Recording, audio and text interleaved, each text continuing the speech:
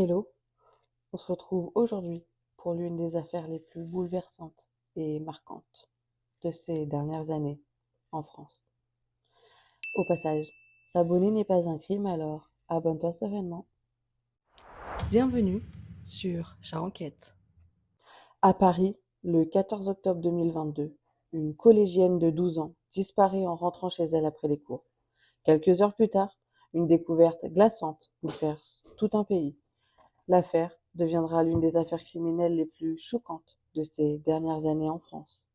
En octobre 2022, une collégienne de 12 ans, vivant dans le 19e arrondissement de Paris, ne rentre pas chez elle après les cours. Rapidement, ses parents s'inquiètent et lancent les recherches. Les premières images de vidéosurveillance de l'immeuble apportent des éléments déterminants, transformant une simple disparition en un fait divers dramatique qui va bouleverser l'opinion publique. Bienvenue dans l'affaire de la petite Lola.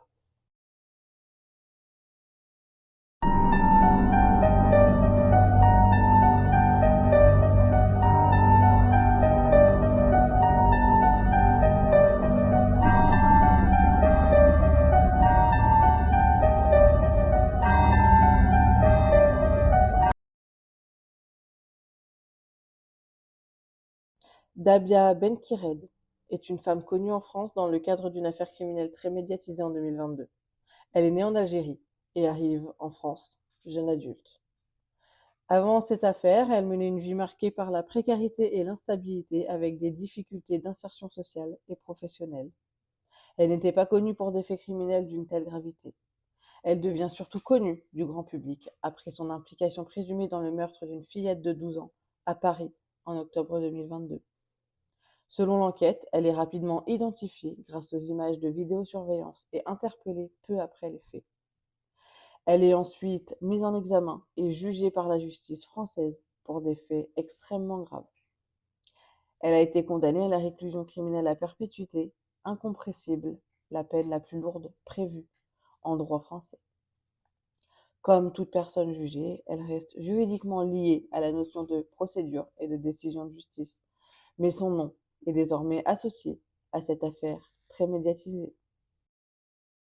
Les éléments publics sur l'enfance de Dabia restent très limités et proviennent surtout de ce qui a été évoqué pendant l'enquête et dans la presse, sans biographie officielle complète. Elle serait née en 1998 en Algérie, dans une famille décrite comme modeste. Son enfance se déroule donc principalement en Algérie, dans un cadre familial marqué par des conditions de vie simples, avec peu de détails précis rendus publics sur sa scolarité ou son quotidien. Elle arrive en France à l'âge de jeune adulte, ce qui signifie qu'elle ne passe pas son enfance entière sur le territoire français.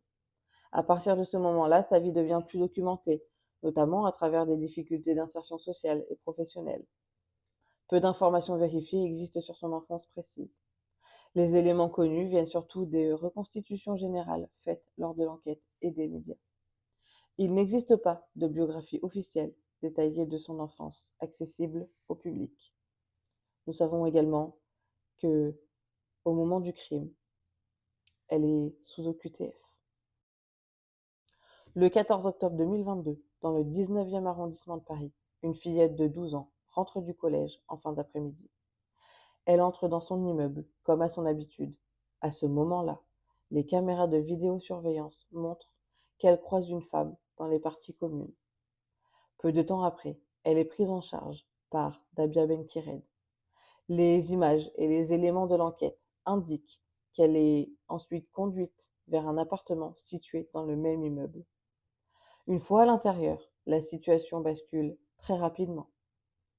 Selon les conclusions de l'enquête et les éléments judiciaires, la victime est retenue contre sa volonté et subit des violences particulièrement graves.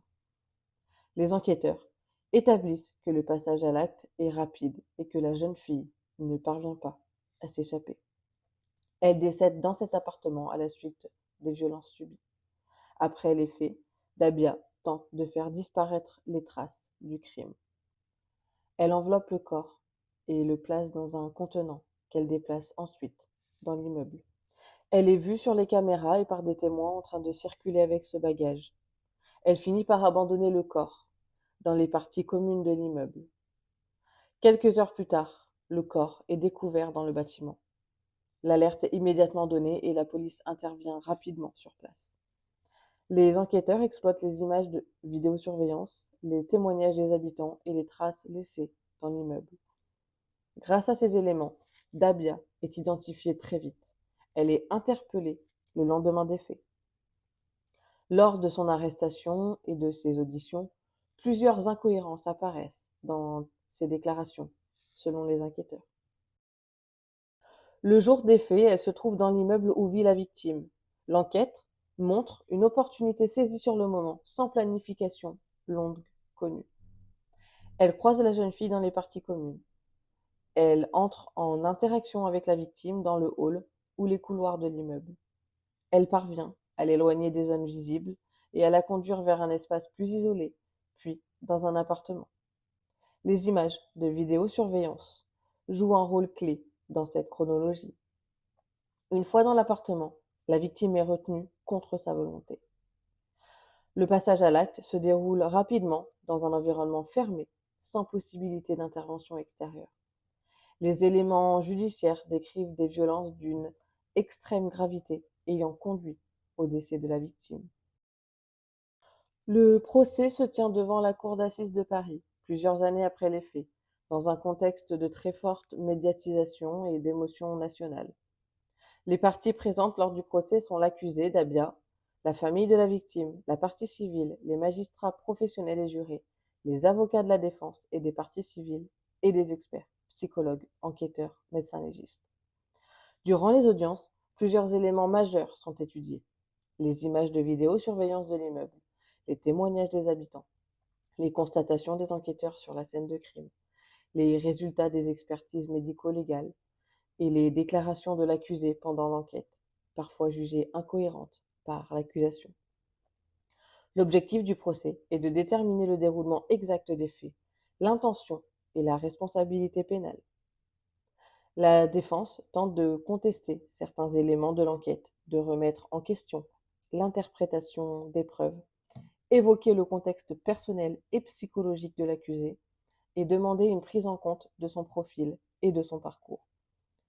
L'accusation décrit un crime d'une extrême gravité, impliquant une victime mineure, des violences particulièrement graves et un contexte de dangerosité élevé. Le parquet demande la peine maximale prévue par la loi.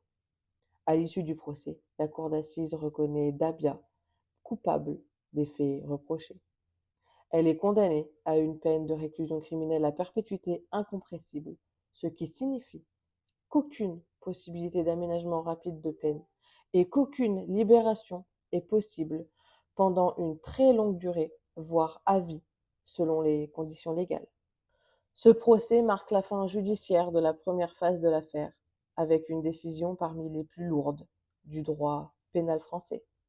L'affaire a profondément marqué la France par la violence des faits, la jeunesse de la victime et la rapidité avec laquelle l'enquête a permis d'identifier une suspecte.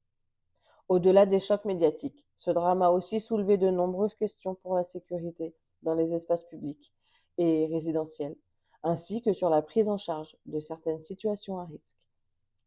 Sur le plan judiciaire, la procédure s'est conclue par une décision très lourde de la cour d'assises, mettant un terme à un procès particulièrement suivi et médiatisé. Une affaire qui reste encore aujourd'hui associée à une profonde émotion collective et à une forte couverture médiatique en France. C'est ainsi que se termine cette affaire, l'une des plus choquantes de ces dernières années en France. Entre incompréhension, émotion et procédure judiciaire, ce dossier a profondément marqué l'opinion publique. Et vous, que pensez-vous de cette affaire? N'hésitez pas à donner votre avis dans les commentaires, avec respect bien évidemment.